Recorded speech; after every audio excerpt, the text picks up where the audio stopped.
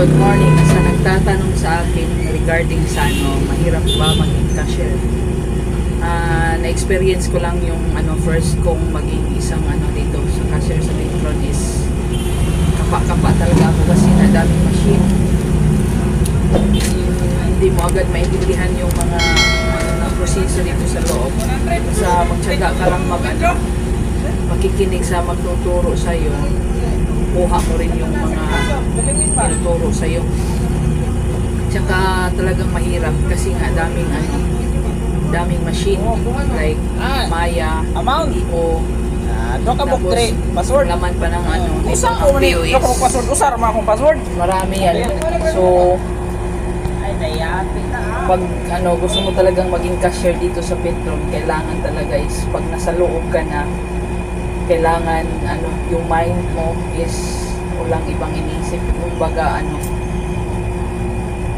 plain, kasi mahirap magkamali talaga kasi daming machine like mga dito like flip card, kaya kailangan talaga focus tsaka sipag kasi hirap pag magkamali.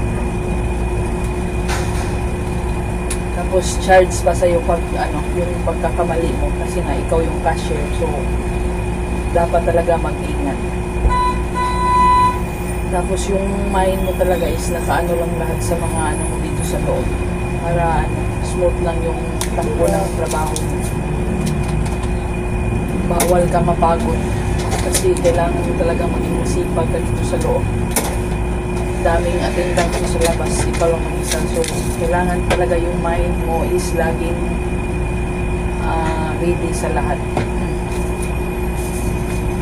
para hindi ka mawala-wala or malulunod dito sa loob.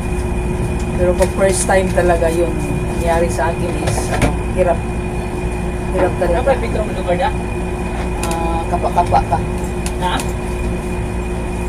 kapa-kapa ka sa mga gagawin mo dito sa loob, pero pag naintindihan mo na yung ginagawa mo dito sa loob, yun, parang mo na lang, advance ka na lang strategy mo pa.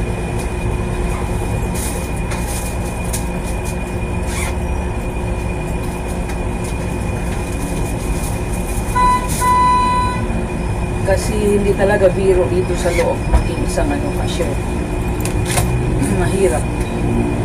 Kaya kung ikaw ay talaga napaka mo ng mind mo, napaka baga hindi ka matatakot sa mga sa trabaho mo.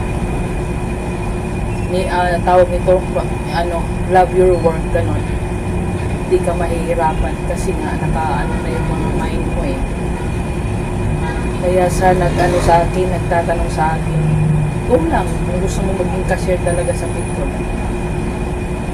Maganda naman kasi yung nila sa Petron. At saka talaga, kailangan talaga focus at saka sipag para hindi ka mawala-wala sa trabaho mo. Yun lang masasabi ko. Saka good luck sa'yo.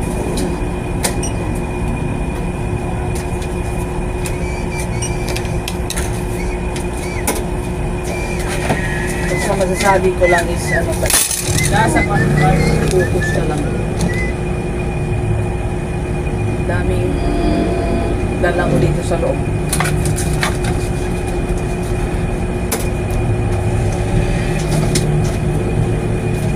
Kumbaga is pag talaga yung mind mo, press na press. Yun lang masasabi ko sa iyo. So sa hindi pa nakapag-subscribe sa aking YouTube channel, just click the tiny bell button and mag-subscribe na.